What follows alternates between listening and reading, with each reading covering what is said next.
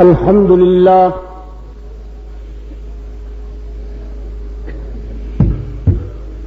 لله وحده والصلاة والسلام على من لا نبي بعده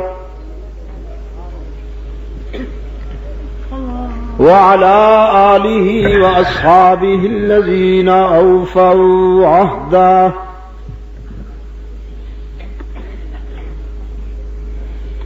الذين هم مفاتيح الرحمة ومصابيح الغرر. أعوذ بالله من الشيطان الرجيم. بسم الله الرحمن الرحيم.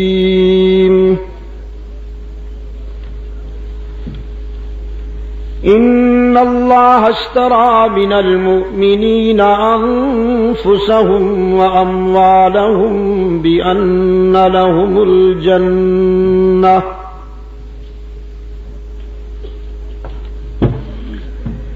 يقاتلون في سبيل الله فيقتلون ويقتلون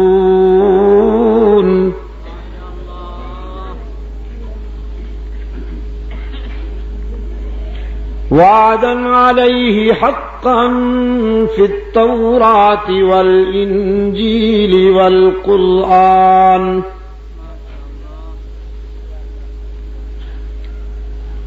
فمن أوفى بعهده من الله فاستبشروا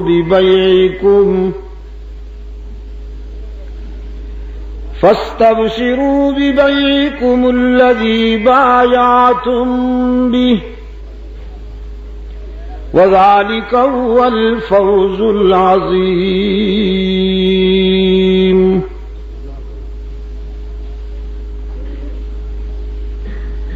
يا أيها الإنسان ما غرك بربك الكريم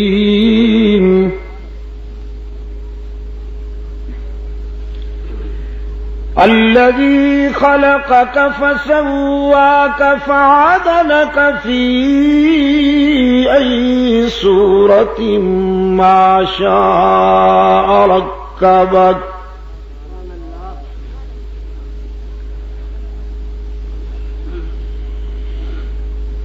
كلا بل تكذبون بالدين وإن عليكم لحافظين كراما كاتبين يعلمون ما تفعلون.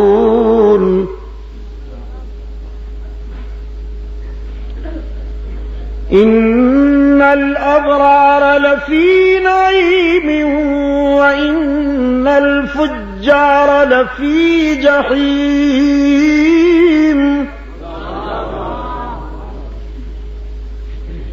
يصلونها يوم الدين وما هم عنها بغائبين.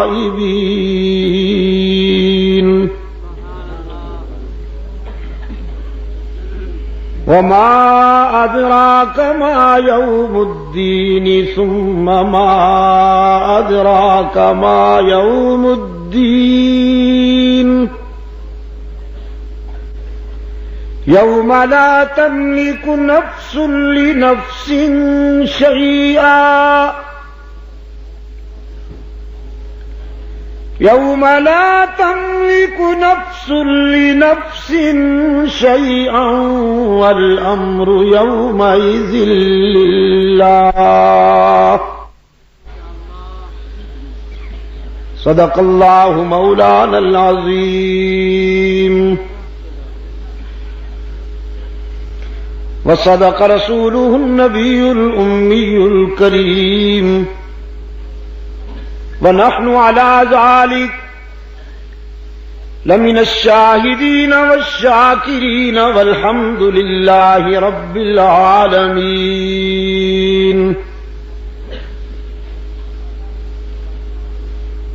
صدر اجلاس ارباب علم و دانش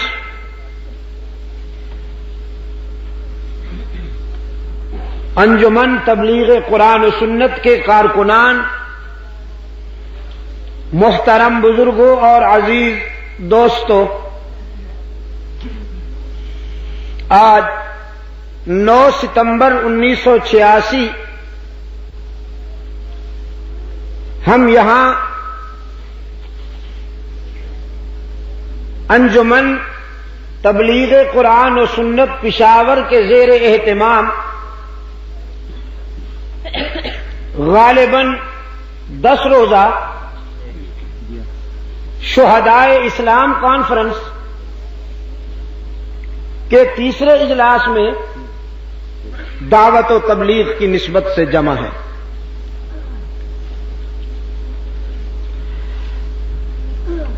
میں ظہر کے بعد پارا چنار میں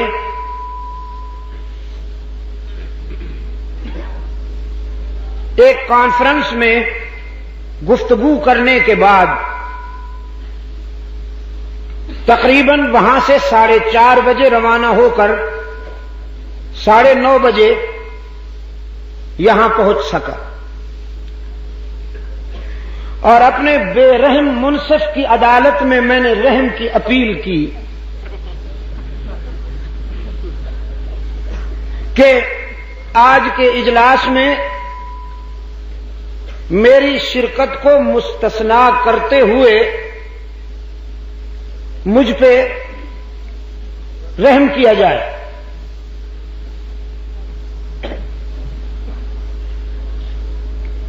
انہوں نے کمال بے دردی کے ساتھ میری اپیل کو مسترد کر دیا، جس کے نتیجے میں مجھے یہاں حاضر ہونا پڑا، اور مجھے افسوس ہے کہ میرے پیش رو علماء کرام کو بھی میری وجہ سے بات مختصر کرنی پڑی۔ آج تمہید انشاءاللہ، کل تفصیل۔ آج تمہید انشاءاللہ، کل تفصیل۔ ارشاد باری تعالی ہے، بے شک اللہ نے اپنے پیاروں سے ایک معاہدہ کیا ہے، ایگریمنٹ کیا ہے، اور وہ یہ کہ تم اپنی جانیں اور اپنے مال میرے سپرد کر دو، اور اس کے بدلے میں تمہارا دامن اپنی رضا اور خوشنودی سے بھر دوں۔ یہ ایگریمنٹ ڈیسائیڈ ہو گیا، کنفرم ہو گیا۔ اب وہ اللہ کے پیارے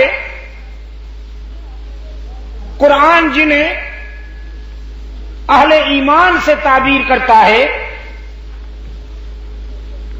اللہ کے ساتھ کیے ہوئے اس وعدے کو نبھانے کے لیے جانیں ہتھیلیوں پر لیے ہوئے راہ حق میں مصروف جہاد ہیں۔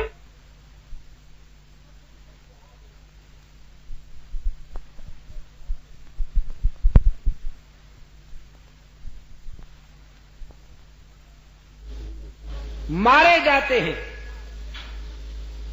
یقاتلون فی سبیل اللہ فیقتلون ویقتلون۔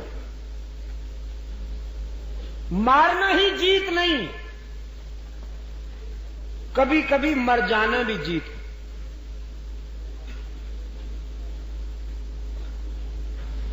دنیا شاید یہ سمجھتی ہے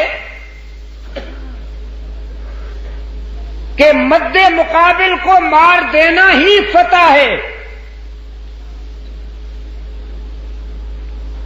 لیکن عشاق کا ذوق اور کائنات کی سچائی گواہ ہے کہ کبھی کبھی مد مقابل کے ہاتھوں مر جانا بھی بڑی عظیم الشان فتح اور جیت کہلاتی ہے۔ قرآن کہتا ہے ان کے ساتھ اللہ نے جو وعدہ کیا وہ بالکل سچا ہے۔ آسمانی صحائف میں اس کا پرتو ملتا ہے، توریت میں بھی، انجیل میں بھی اور قرآن حکیم میں بھی۔ جس نے بھی اللہ کے ساتھ کیا ہوا وعدہ پورا کیا انہیں جنت کی بشارت دے دیجئے اور انہیں مبارکباد دیجئے اس کامیاب تجارت کی جو انہوں نے اللہ کے ساتھ معاہدے کی صورت میں کی۔ یہ بہت بڑی کامیابی ہے۔ یہ مختصر سا ترجمہ تھا اجمالی تشریح کے ساتھ کتاب اللہ کے اس حصے کا جو ابھی ابھی میں نے آپ کے سامنے تلاوت کی، اور ترجمہ سننے کے بعد آپ ذہنی طور پر اسلام کے ذوق جہاد سے متعارف ہو گئے۔ اللہ کے ساتھ تعلق قائم کرنے کے معنی یہ ہے کہ اب یہ زندگی ہماری نہیں، اب اس کے لیے وقف ہو گئی۔ زندگی کا ایک ایک سانس اب اس کی منشا کے مطابق گزرے گا۔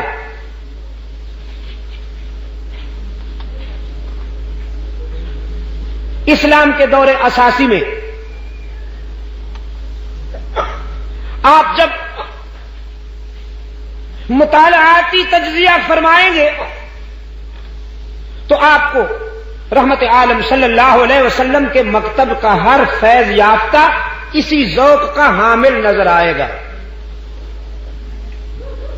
یہ جو مہینہ گزرا ہے یہ کون سا تھا؟ ذو الحجہ۔ اس مہینے کی 18 تاریخ کس کا یوم شہادت تھی؟ حضرت عثمان ذو النورین رضی اللہ تعالی عنہ کی۔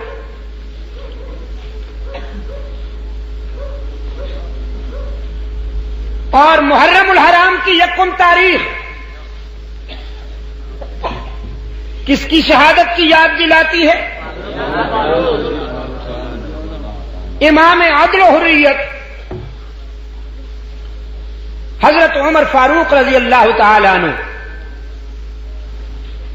ذو الحجہ اسلامی سال کا آخری مہینہ ہے اور محرم الحرام اسلامی سال کا پہلا مہینہ ہے۔ اس کے آخری مہینے نے بھی ایک عظیم قربانی کی یاد دلائی، اس کے پہلے مہینے نے بھی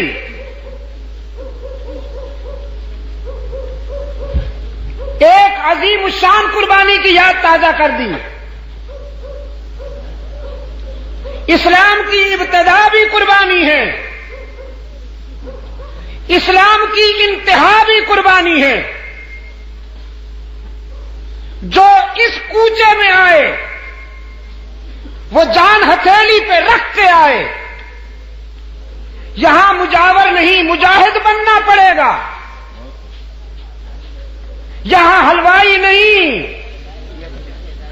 شیدائی بننا پڑے گا۔ جس کو ہو جان و دل عزیز ان کی گلی میں جائے کیوں۔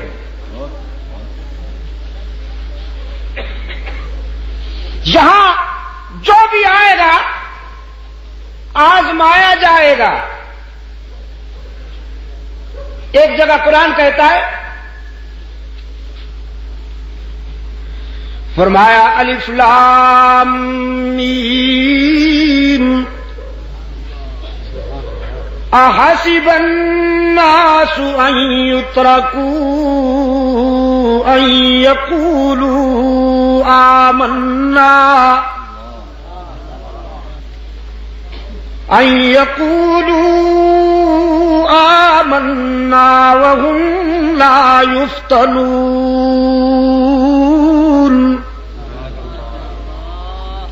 احسب الناس، یہ کیا سوچتے ہیں لوگ،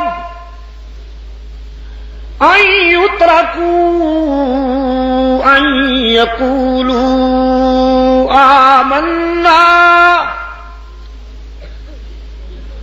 یہ کہ وہ چھوڑ دیے جائیں گے صرف اس بات پر کہ وہ مومن کہلائے، دعوی ایمان کر کے انہیں چھوڑ دیا جائے گا، آزمایا نہیں جائے گا۔ قرآن کہتا ہے ناممکن، جو بھی اللہ سے تعلق قائم کرے گا اسے آزمایا جائے گا۔ رحمت عالم صلی اللہ علیہ وسلم نے فرمایا ہم گروہ انبیاء اپنے اپنے مقام اور مرتبہ کے لحاظ سے آزمائے جاتے ہیں، جس کا مرتبہ جتنا بلند ہوگا آزمائش اتنی کڑی ہوگی۔ اور اپنے بارے میں فرماتے ہیں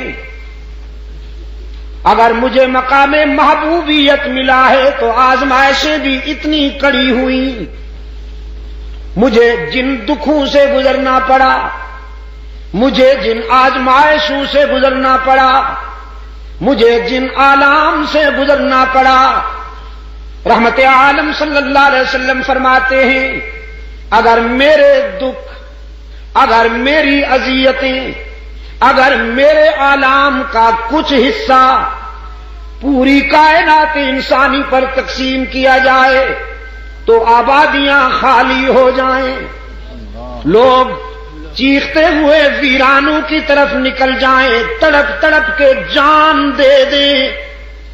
میں نے راہ حق میں جو دکھ اٹھائے، جو اذیتیں برداشت کی، ان اذیتوں اور ان دکھوں کا عشر اشیر بھی پوری کائنات برداشت نہیں کر سکے گی۔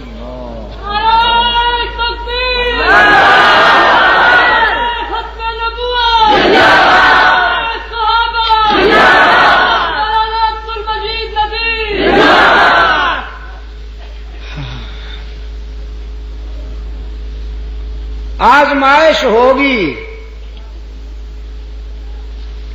لاہوری گیٹ والوں، یہ لاہوری گیٹ ہے یا لوہاری گیٹ ہے؟ غنیمت ہے۔ لاہوری گیٹ والوں، پشاور والوں، آزمائش ہوگی۔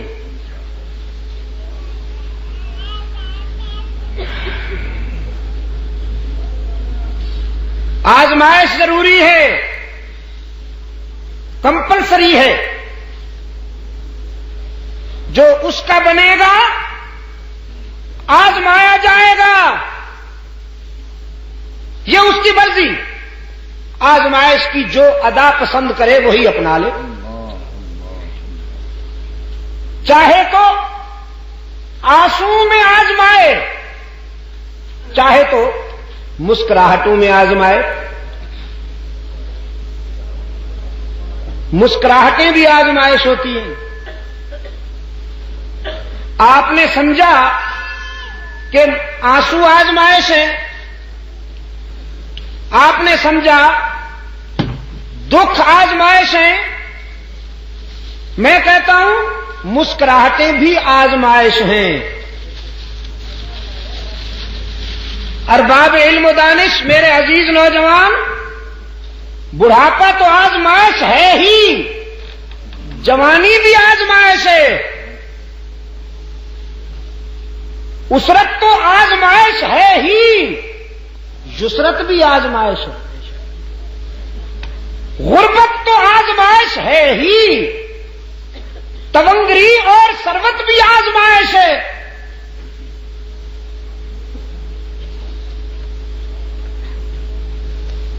انبیاء علیہ الصلوۃ والسلام کی آپ سیرت و کردار کا جب تجزیہ فرمائیں گے، مطالعہ فرمائیں گے تو دونوں رنگ نظر آئیں گے. کوئی آنسو میں آزمایا جا رہا ہے, کوئی مسکراہٹوں میں آزمایا جا رہا ہے. اور اگر آپ مجھ سے پوچھیں تو میں بتاؤں کہ آنسو کی آزمائش اتنی سخت نہیں ہے جتنی مسکراہٹوں کی آزمائش سخت ہے. آنسو میں تو وہ خود بخود یاد آتا ہے.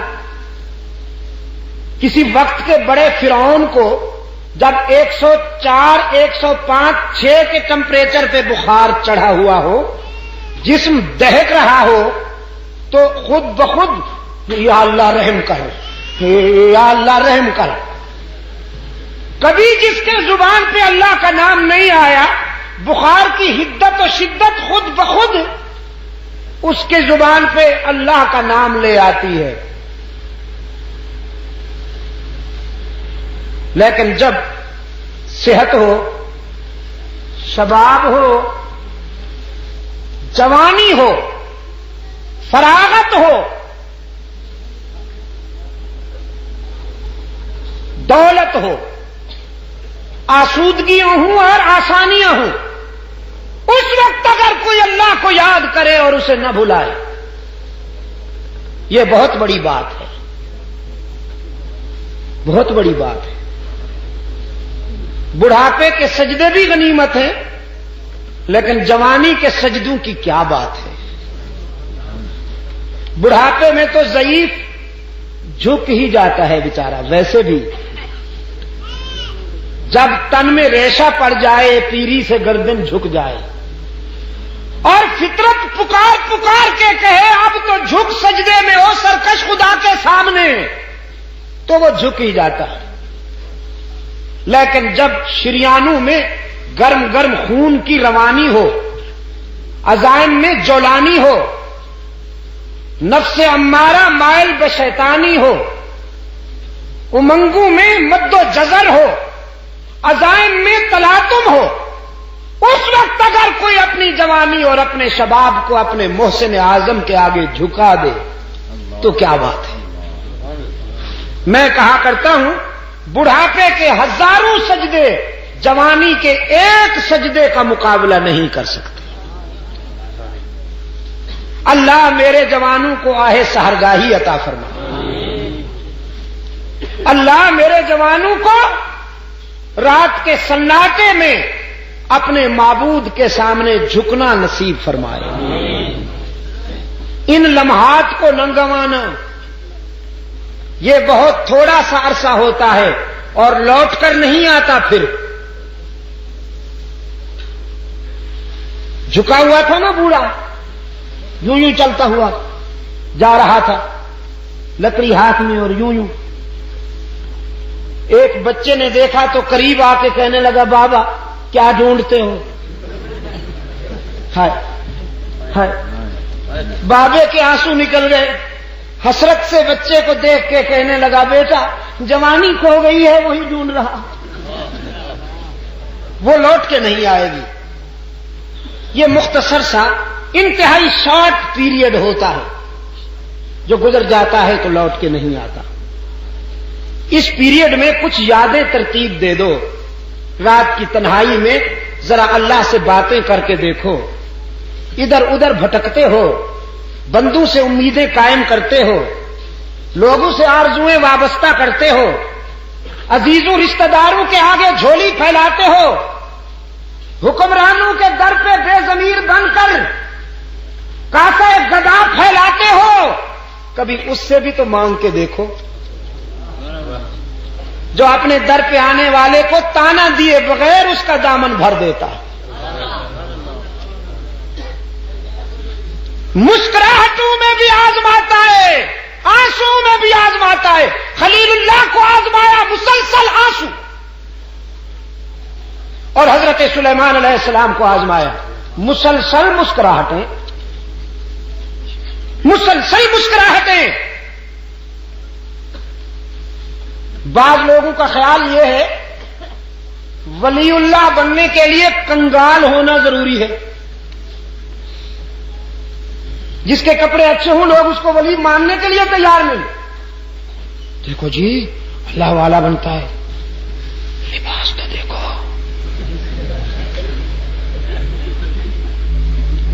قیمتی عطر لگا رکھا ہے.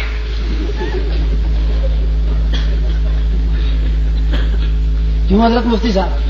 ہاں، نادان دوستوں کے شر سے اللہ محفوظ رکھے. نادان دوستوں کے شر سے اللہ محفوظ رکھے. اور یہ میں ولی اللہ کی بات نہیں کر رہا، نبی اللہ کی بات کر رہا ہوں. سلطنت ملی، بادشاہی ملی، اور ملی بھی ایسے نہیں، مانگی اللہ سے حضرت سلیمان نے. فرمایا رب اغفر لی وہب لی ملکا لا ينبغی لأحد من بعدی. رب اغفر لی وہب لی ملکا لا ينبغی لأحد من بعدی. میرے رب سب سے پہلے تو میری عاقبت سنوار دے. پیغمبر کی ڈیمانڈ ہے نا. نبی کو کتنا اچھا طریقہ آتا ہے مانگنے کا اپنے داتا سے. فرمایا رب اغفر لی وہب لی ملکا لا ينبغی لأحد من بعدی. میرے رب سب سے پہلے تو میری عاقبت سنوار دے اور دنیاوی زندگی میں مملکت عطا فرما، سلطنت عطا فرما. اور سلطنت و مملکت بھی تجھ سے اس لیے مانگتا ہوں کہ تیری دھرتی پر تیرا قانون جاری کر سکوں.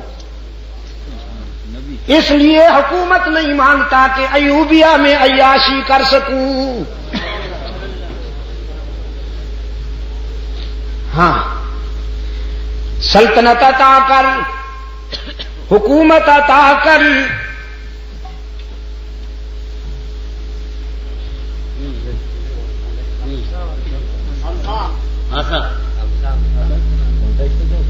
عصا کسی کے پاس نہیں ہے. اور عصا، یہ عصا ہے، عصا کی توہین کرتے ہو. اسے مارنے سے تو ٹٹو بھی نہیں چلے گا. آسان ہو تو کلیمی ہے کار بے بنیاد. چلو آسان ہو تو ندیمی ہے کار بے بنیاد. مل گیا. الہ العالمین عطا کر، عطا کر مجھے تاکہ میں بیماروں کو سیدھا کر سکوں. مدنی جی کتنی اچھی ہیں تیری قراردادیں. سبحان اللہ. کوثر و تسنیم میں دھلی ہوئی زبان ہے. کتنی خوبصورت ہے تیری قراردادیں، مانی نہیں جائیں گی. پچھلے سال بھی آپ نے قراردادیں پاس کی ہوں گی، اس سے پہلے سال بھی قراردادیں آپ نے پاس کی ہوں گی. آئندہ بھی آپ کی ریزولوشنز پاس ہوتی رہیں گی. بڑی خوبصورت، بڑے حسین عنوان، لیکن مانی نہیں جائیں گی جب تک یہ نہیں ہوگا. بغیر کسی تکلف کے عرض کرتا ہوں، پولیس والے اگر تسبیح لے کر رات کو نکلیں اور گلیوں میں اللہ ہو کا ذکر کرتے پھریں، چور ان سے ڈریں گے؟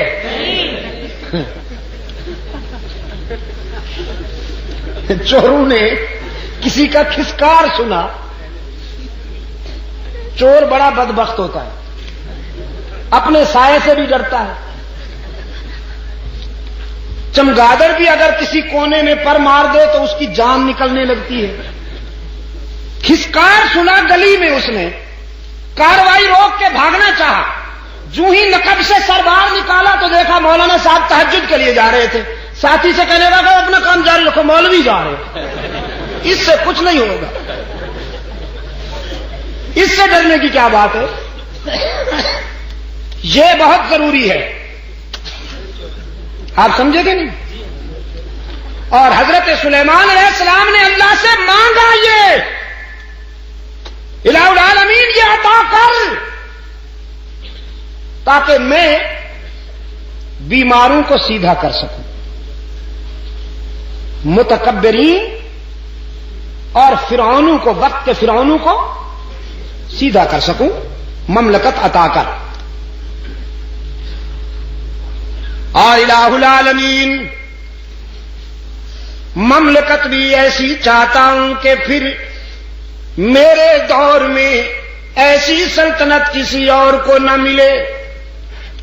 لا ينبغي لأحد من بعدی، جب مانگی ہے تو کام کی چیز کیوں نہ مانگے؟ رب العالمین نے فرمایا ہم نے اپنے پیغمبر کو منہ مانگی دولت عطا کی، ہم نے اپنے نبی کی آرزو پوری کر دی، سلطنت عطا فرمائی۔ اور سلطنت بھی وہ کہ دھرتی پر حکومت، انسانوں پر حکومت، حیوانوں پر حکومت، پرندوں پر حکومت، ہواؤں پر حکومت۔ قرآن کہتا ہے فَسَخَّرْنَا لَهُ الرِّيحَ،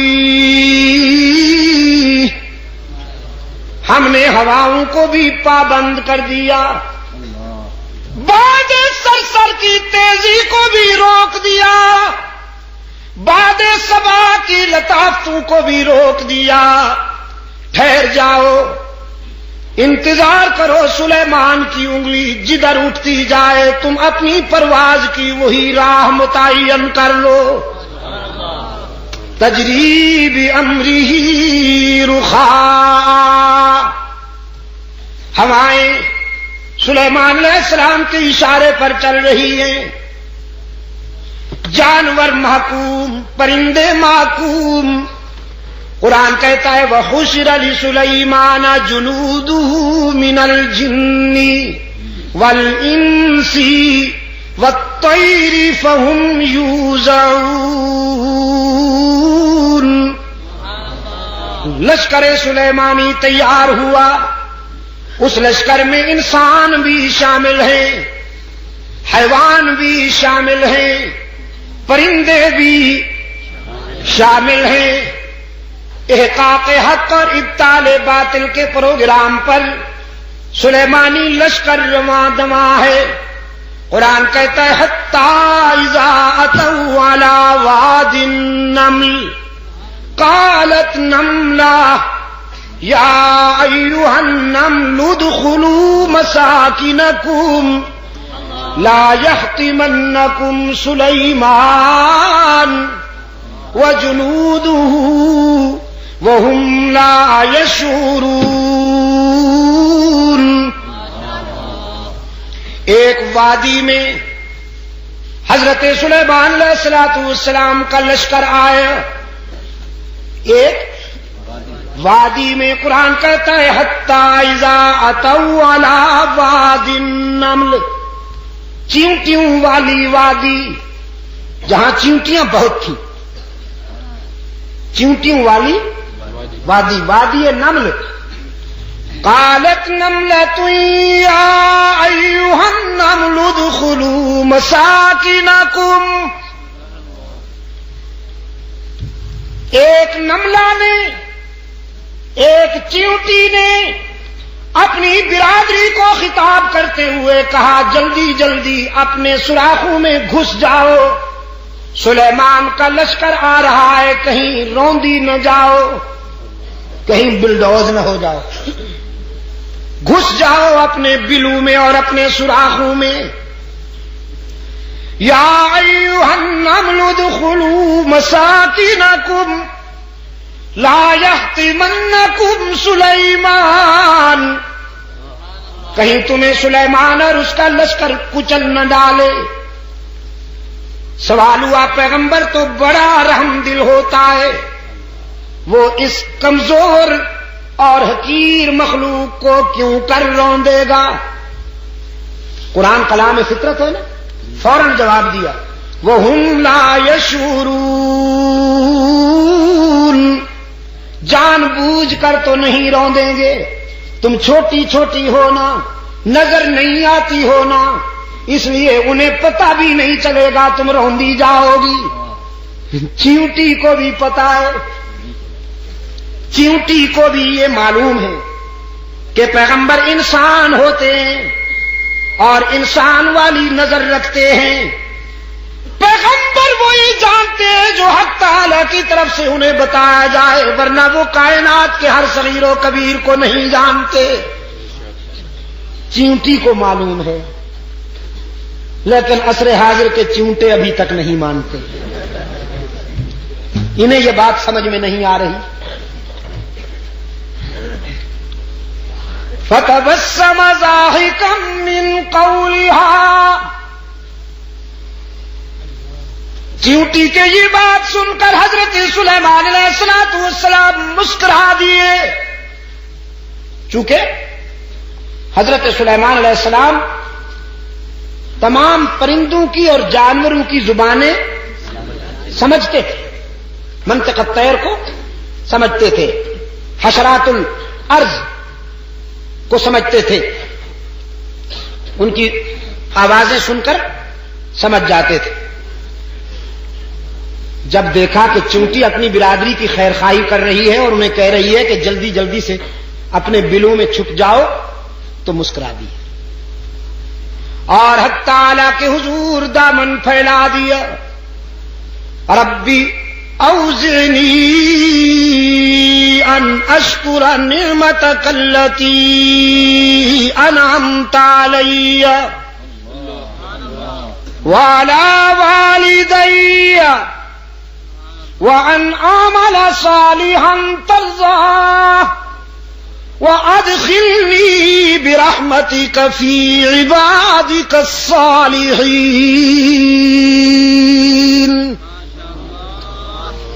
الہ العالمین، تو نے کتنا کرم کیا ہے مجھ پر کہ اگر چیونٹیاں بولتی ہیں تو میں سمجھ لیتا ہوں، پرندے چہکتے ہیں تو میں سمجھ لیتا ہوں، لیکن میرے معبود تو نے اپنے فضل و کرم میں تو کوئی کمی نہ کی، اب مجھے بھی توفیق عطا کر کے میں تیری نعمتوں کا شکر ادا کر سکوں۔ رب اوزعنی ان اشکر نعمتک التی انعمت علی وعلی والدی، تو نے مجھ پر اور میرے والدین پر جو کرم کیا ہے اور احسانات فرمائے ہیں، اے اللہ ان احسانات کے شکر کی بھی تو توفیق عطا فرما کہ ہم تیرا شکر ادا کر سکیں۔ عزیز دوستو، وہ خوش نصیب بندے کہ جنہیں اللہ کے حضور شکر کی توفیق میسر آ جائے، یہ بھی ان کا ذاتی کمال نہیں ہے، اسی کا احسان ہوتا ہے۔ وہ اپنے بندوں میں سے جنہیں پسند کرتا ہے اپنے در پہ بلا لیتا ہے، انہیں رقت قلبی عطا کرتا ہے، انہیں رونے کا سلیقہ عطا کرتا ہے، انہیں مانگنے کا سلیقہ عطا کرتا ہے۔ یہ کوئی ذاتی کمال نہیں ہے انسان کا، یہ اسی کا کرم ہے۔ حضرت سلیمان علیہ السلام نے اپنے لشکر پر نظر ڈالی، ایک پرندہ غائب نظر آیا۔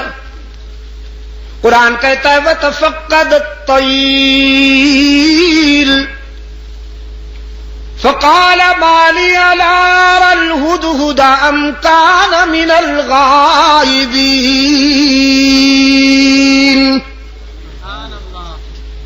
حضرت سلیمان علیہ السلام نے ایک پرندے کو غائب پایا، فرمانے لگے کیا بات ہے، مجھے ہدہد نظر نہیں آ رہا، ذرا دیکھو لشکر کے کسی کونے میں چھپا بیٹھا ہے یا پھر میری اجازت کے بغیر کہیں چلا گیا ہے، تلاش کرو۔ یہ ہدہد جانتے ہیں آپ؟ جی کیا فرمایا؟ اچھا ملا چرگت، تمہارے صدقے جاؤں، یہ کب سے ملا بن گیا بھائی؟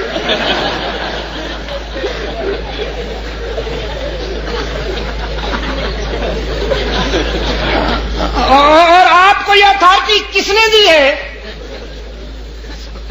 کہ جس پرندے کے بھی ذرا بال ادھر ادھر ہو جائیں آپ اس پہ ملا کا ٹائٹل فٹ کر دیں؟ یار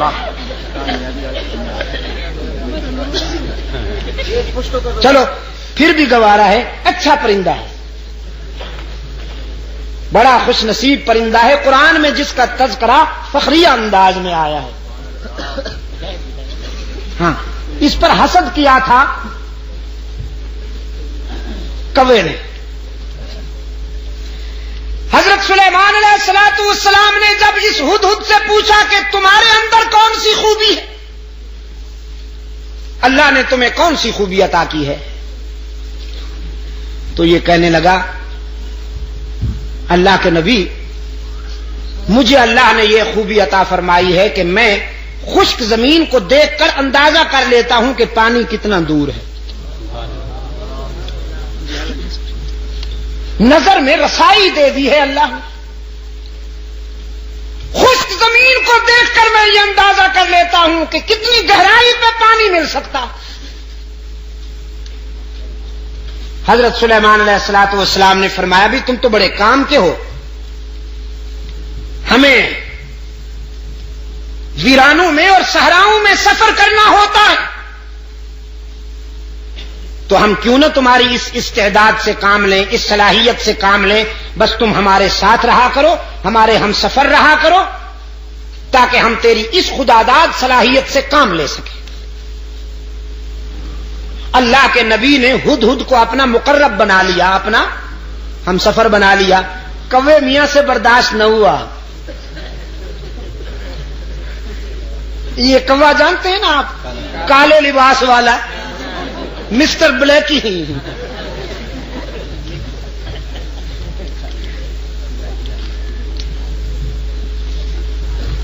اس جنس سے ایسے فیصلے برداشت نہیں ہوا کرتے۔ اللہ کے رسول صلی اللہ علیہ وسلم نے صدیق اکبر کو اپنے پہلو میں سلا لیا، کووں کو برداشت ہوا نہیں ہوا، بڑی سخت تکلیف ہے بیچاروں کو۔ استغاثہ دائر کر دیا کوے نے ہدہد کے خلاف، اسکینڈل بنا لیا بدبخت نے، کہنے لگا واہ جی واہ، یہ کہتا ہے کہ میں خشک زمین دیکھ کر اندازہ کر لیتا ہوں کہ پانی کتنا دور ہوگا۔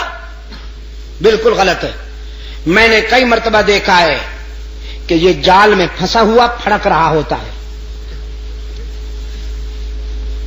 اگر اس کی نظر میں اتنی رسائی ہے کہ یہ خشک زمین دیکھ کر پانی کی گہرائی معلوم کر لیتا ہے، تو جال کو کیوں نہیں دیکھ لیتا، اس میں پھنس کیوں جاتا ہے؟ عیار تو بڑے ہوتے ہیں نا، یہ لفاظ اور لسان تو بڑے ہوتے ہیں۔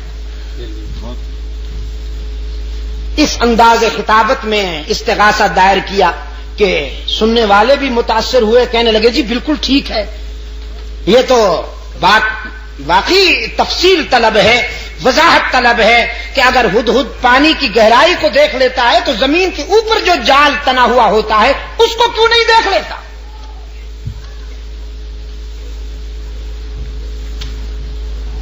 حضرت سلیمان علیہ الصلوۃ والسلام کی عدالت میں طلبی ہو گئی ہدہد کی،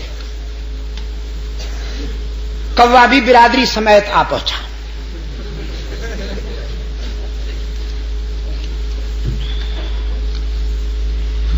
حضرت سلیمان علیہ الصلوۃ والسلام نے کوے سے کہا اپنا استغاثہ بیان کرو۔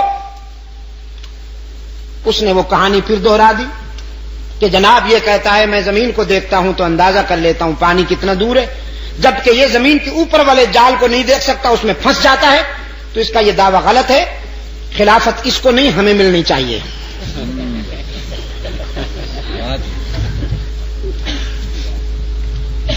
مولانا رومی رحمت اللہ علیہ نے اس سوال و جواب کو منظوم کر دیا ہے اپنی مثنوی میں۔ مجھے افسوس ہے کہ وہ پوری تو مجھے نہیں آتی، ایک دو شعر ذہن حافظے میں رہ گئے ہیں، وہ عرض کر دیتا ہوں۔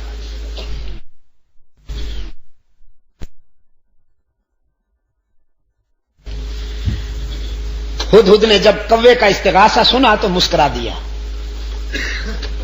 فرمایا زاغ کو از حکم مولا منکر است، زاغ کو از حکم مولا منکر است، 100,000 عقل دارد کافر است. یہ کوا جو لفاظی کرتے ہوئے میرے خلاف استغاثہ لایا ہے، اصل میں یہ میری صلاحیت کا منکر نہیں، اللہ کی تقدیر کا باغی ہے. وہ جو جال تنا ہوا ہوتا ہے جس میں میں پھنس جاتا ہوں، وہ میری نظر کی کمزوری نہیں ہوتی، تقدیر کی بالادستی ہوتی ہے. من ببینم دام را اندر ہوا، من ببینم دام را. میں ہوا کی اڑانوں میں جال کو دیکھ سکتا ہوں، لیکن تقدیر کی بالادستی میرے شعور پہ پردے ڈال دیتی ہے. دیکھتا تو ہوں لیکن سمجھ نہیں پاتا، بالآخر جال میں پھنس جاتا ہوں. وہ میری نظر کی کمزوری نہیں ہوتی، اللہ کی تقدیر کا فیصلہ ہوتا ہے. سلیمان علیہ السلام نے فرمایا اخرج انک رجیم، دفعہ نکل جا. بکواس کی ہے تو نے، اللہ نے جب یہ استعداد عطا کی ہے تو تجھ سے برداشت کیوں نہیں ہوتی؟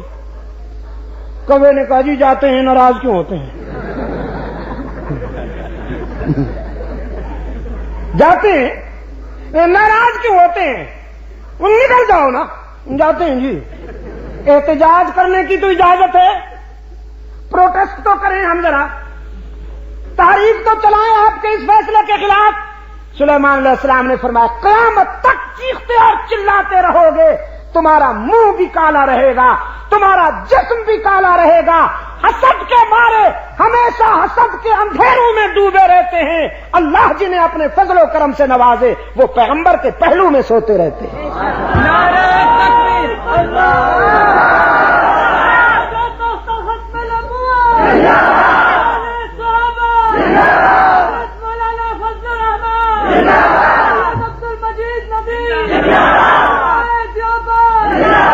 میرے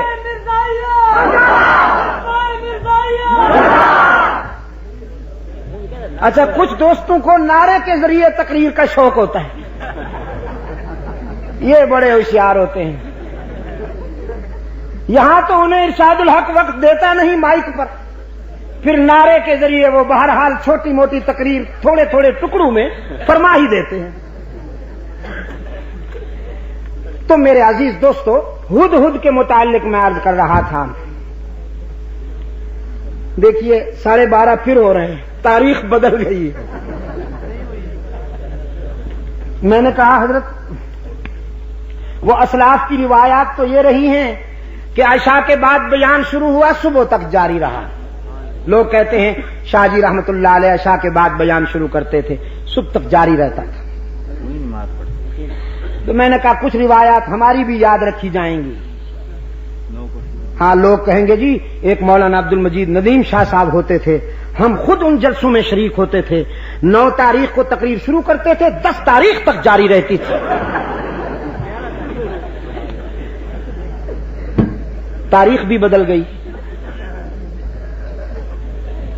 تو میں یاد کر رہا تھا آپ کی خدمت میں کہ جناب ہدہد غائب پایا گیا، لشکر میں نظر نہیں آ رہا تھا. سلیمان علیہ السلام نے فرمایا ذرا دیکھو تو لشکر کے کسی کونے میں چھپا بیٹھا ہے یا میری اجازت کے بغیر کہیں چلا گیا ہے.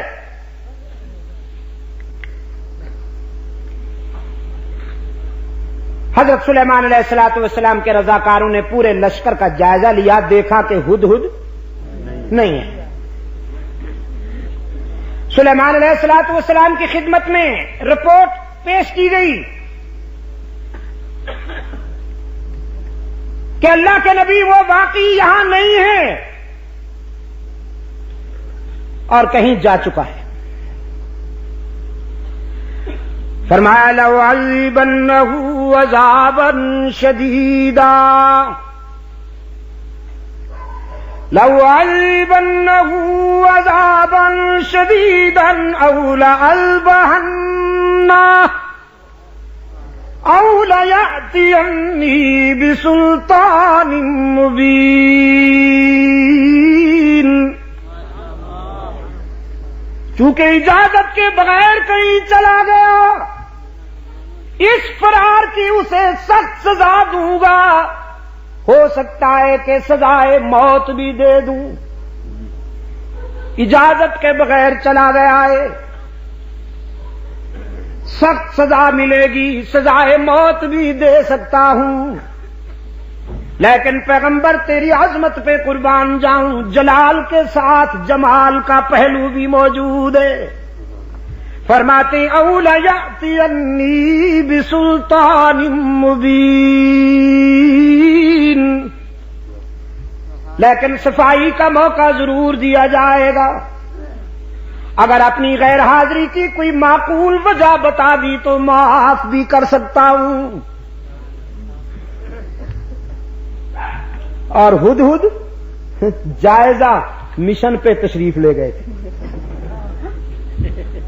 جائزہ مشن پر.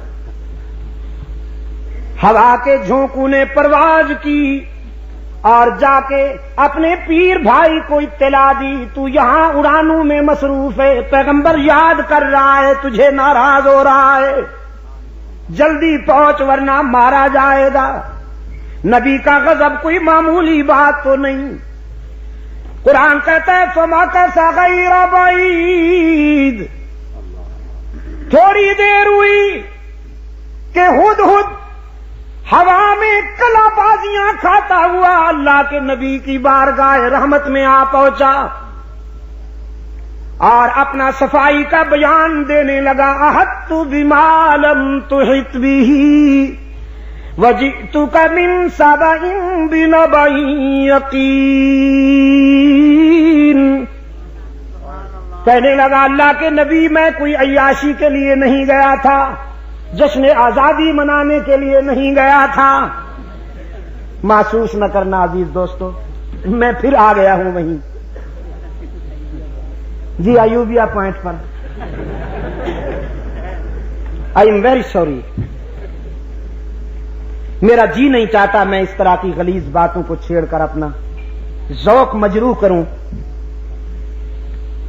لیکن زاغوں کے تصرف میں عقابوں کے نشے من. قصر آزادی میں بیٹھ کر چونچلے کرنے والے، اللے تللے کرنے والے، یہ وہ ناخلف ہیں کہ تحریک آزادی میں قربانیاں دینے والوں کی روح تڑپ اٹھی ہے آج. ماشاءاللہ ہمارے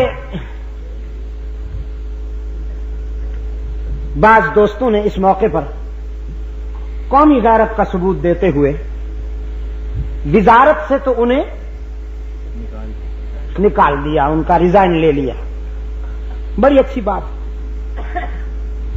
لیکن ذرا اس شریف آدمی سے بھی تو ریزائن لو جو رنڈیوں کو قومی اعزازات دیتے ہوئے نہیں شرماتا اور اسلام کا نام پھر بھی لیتا ہے وہ بے حیا. رنڈیوں کو، طوائفوں کو قومی اعزازات دیتا ہے، وہ قومی اعزازات کہ جس پر شرفاء کا حق ہے، وہ قومی اعزازات کہ جس پر قرآن اور سنت کے شہدائیوں کا حق ہے، وہ قومی اعزازات کہ جس پر قومی اور ملی سفر میں قربانیاں دینے والوں کا حق ہے. میں آپ سے پوچھتا ہوں، یہ فلم سٹار جو ہیں، فلمی اداکار جو ہیں یا اداکارائیں جو ہیں، یہ قوم کے محسن ہیں یا قوم کے قاتل ہیں؟ یہ غلیظ اور بدبودار کیڑے معاشرے کے گٹر میں بلکتے ہوئے بدبودار کیڑے جو اپنا پیٹ بھرنے کے لیے کبھی اپنی آواز بیچتی ہیں، کبھی اپنا جسم بیچتے ہیں، جن کی راتیں اس قدر غلیظ ماحول میں گزرتی ہیں کہ کوئی شریف انسان اسے بیان نہیں کر سکتا. اس قسم کے کرداروں کو قومی اعزاز دینے والے انہی کے خاندان میں سے ہو سکتے ہیں، شرفاء میں سے نہیں ہو سکتے.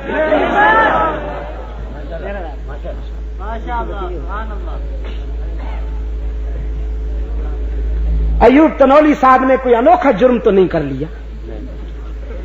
جب بڑے طوائفوں کو اعزازات دیں، تبلا سرنگی بجانے والوں کو تھپکی دے، شاباش شاباش، تو الناس علی دین ملوکہم. دوستو، چھوٹے بڑوں کی تقلید کیا کرتے ہیں. لگا دیجئے پھر مجھ پہ پابندی، لگا دیجئے مجھ پہ کل سے پابندی پھر. لیکن میری تقریر طبع یار کو بے چین کرتی ہے. سبب یہ ہے وہی کہتا ہوں جو دل پر گزرتی ہے، جو دل پر گزرتی ہے وہ کہوں گا. میں ان ڈبل سائز ملاؤں میں سے نہیں جن کی نظر تمہارے ہاتھوں میں مچلتے ہوئے ڈرافٹ پہ رہتی ہے.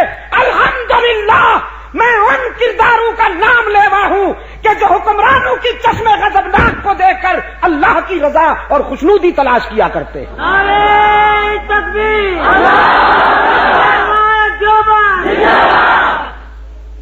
بولا سید المجید نبی شاہ.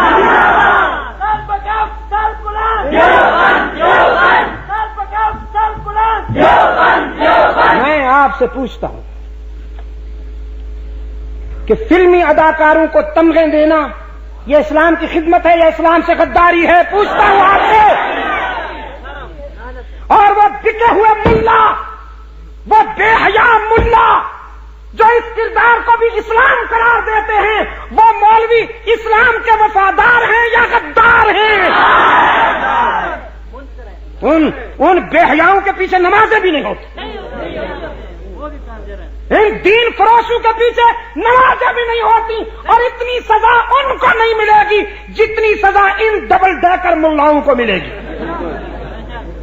جو سنبھالے نہیں جاتے، کرسی میں نہیں سنبھال سکتے، بدبخت،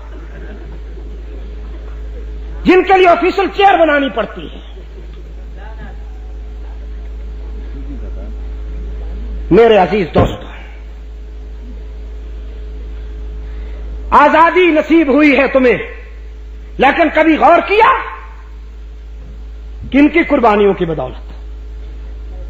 مالٹا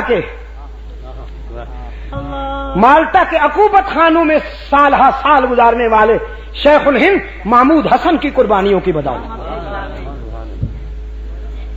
بالا کوٹ کی سرزمین پر خون جگر کا نذرانہ پیش کرنے والے اسماعیل شہید کے ایثار کی بدولت. ہائے،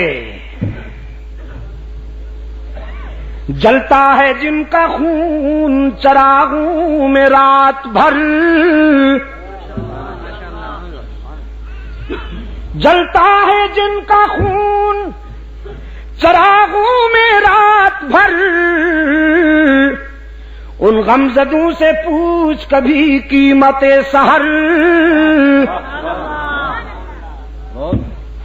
ہد کہتا ہے اللہ کے نبی عیاشی کے لیے نہیں گیا تھا، جائزہ مشن پر گیا تھا، اور میں اس مقام پر سے ہو کے آیا ہوں جہاں آپ بھی نہیں گئے.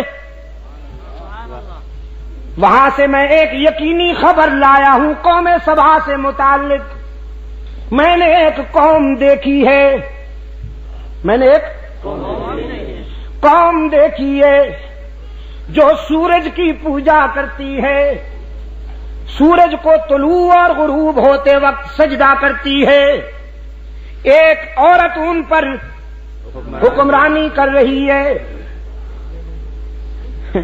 سنیے، ساتھ کہہ دینا چاہتا ہوں، جب تک انشاءاللہ جب تک ولی اللہ قافلے کے سپاہی زندہ ہیں، ایک قوم دے کر آیا ہوں سورج کو پوجا کرتے ہیں، سجدہ کرتے ہیں، وہ بدبخت۔ ایک عورت ان پر حکمرانی کرتی ہے تو اللہ کے نبی آگے بڑھنے سے پہلے اس قوم کا پوسٹ مارٹم کر لینا چاہیے۔ یہ زنخی قوم، یہ زن مرید، جنہوں نے ایک عورت کو سربراہ بنا رکھا ہے، پہلے ان کی طبیعت ٹھیک کر لینی چاہیے، پھر آگے بڑھیں گے۔ سلیمان علیہ السلام نے فرمایا بھئی واقعی تو بڑا عجیب ہے، کیسی عجیب خبر لایا ہے؟ فرمایا ایسے یلغار نہیں کرتے، دیکھو پیغمبر کا انداز دیکھو، پیغمبر کی عسکری مہم میں بھی رحمت کار فرما ہوتی ہے۔ فرمایا پہلے خط لکھتا ہوں بلقیس کے نام، جاؤ میرا خط پہنچاؤ اسے، اگر وہ ٹھیک طریقے سے ہماری بات مان لیتی ہے تو ہم ان کی آبادیوں کو تاراج کرنے کا ذوق نہیں رکھتے۔ خط لکھا، اور سفارتی تاریخ میں یہ پہلا خط ہے جو کسی ایک حاکم نے دوسرے حاکم کے نام لکھا۔ سلیمان علیہ السلام نے جو لکھا ہے بلقیس کو، قرآن کریم نے اس خط کا مضمون بھی محفوظ رکھا ہوا ہے۔ فرمایا انہ من سلیمان وانہ بسم اللہ الرحمن الرحیم اللہ تعالی علی واتونی مسلمین۔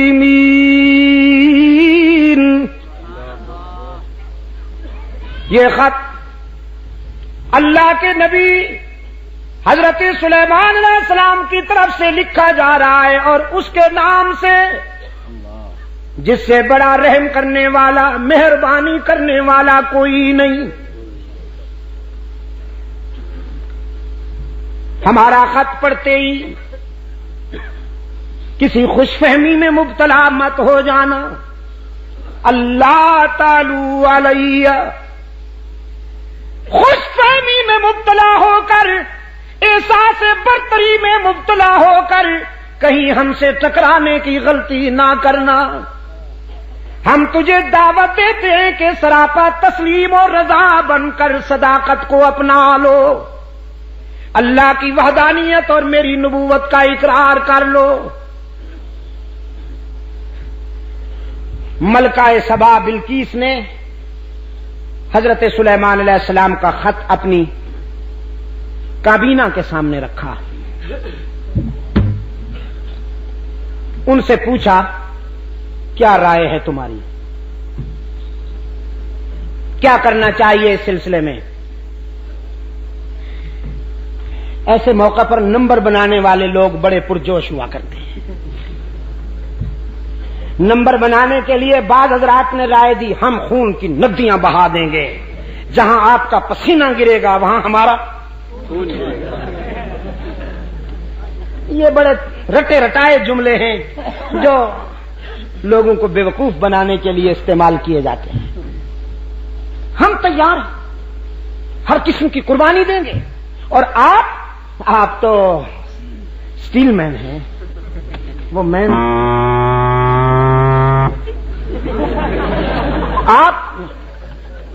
آپ تو بڑی مضبوط ہیں، آپ تو سپر پاور ہیں، آپ تو ناقابل تسخیر ہیں میڈم،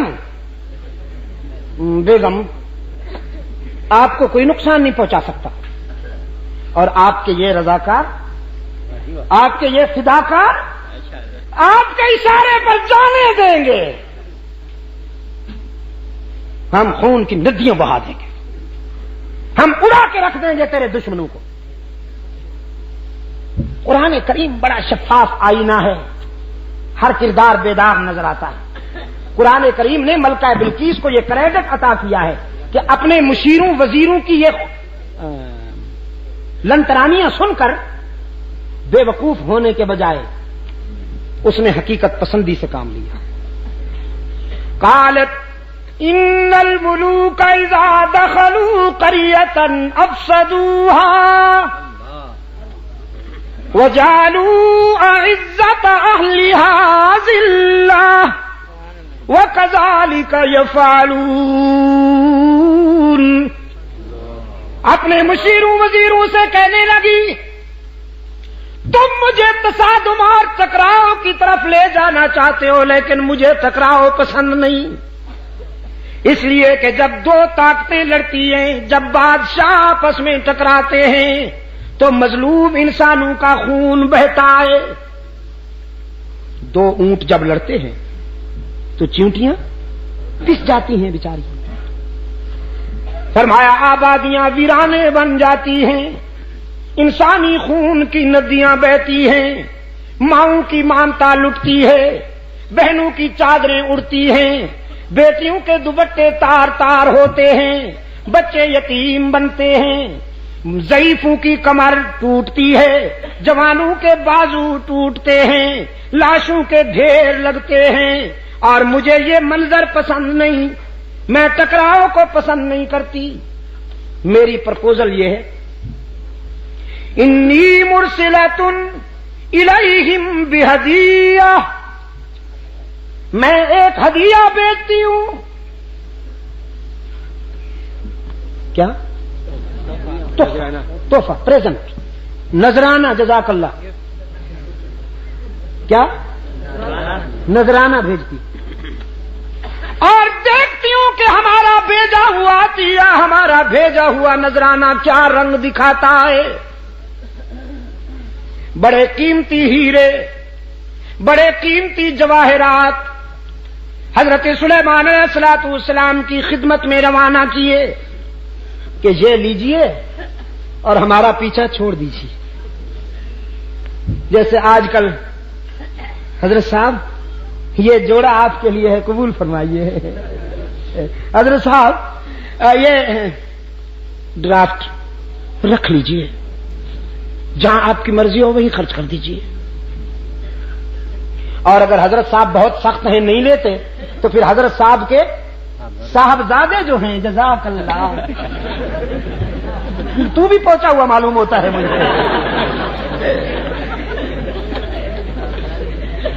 اور واقف راز درود میں خانہ لگتا ہے۔ صاحبزادے کے ذریعے نئی کرونا کی چابی حضرت صاحبزادے صاحب کو دے دی، اور صاحبزادہ صاحب سے جب حضرت صاحب نے پوچھا یہ گاڑی کہاں سے آئی، بس ابا جی وہ کسی نے پریزنٹ کی، ہماری اجازت کے بغیر تم نے کیوں لی؟ جی ہم گاڑی پہ بیٹھے آپ کو اچھا نہیں لگتا، روزانہ سائیکل پہ بیٹھتا ہوں پنچر ہو جاتا ہے، آپ کو اچھا نہیں لگتا ہم گاڑی پہ بیٹھے؟ اور حضرت صاحب پدری محبت میں آ کر ٹائیں ٹائیں فش۔ ہوس چھپ چھپ کے پہلو میں بنا لیتی ہے تصویریں۔